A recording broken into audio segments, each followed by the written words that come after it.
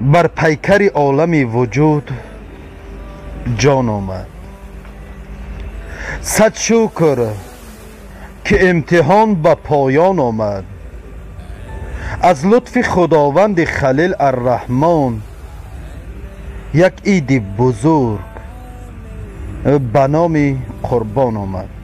السلام علیکم و رحمت الله و برکاته.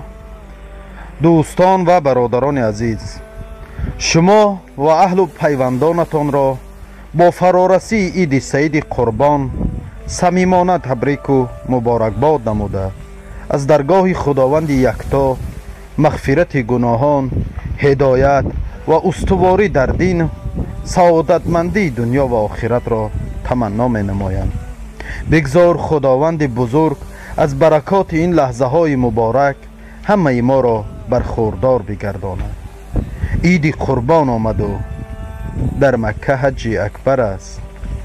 دوستان را تبریک نمودن سنت پیغمبر است. از این رو برادران عزیز، هر یک شما را در این روزی فرخنده از درگاه خداوند متعال برایتان خانه آبادی و سربلندی، تندرستی و فراخدستی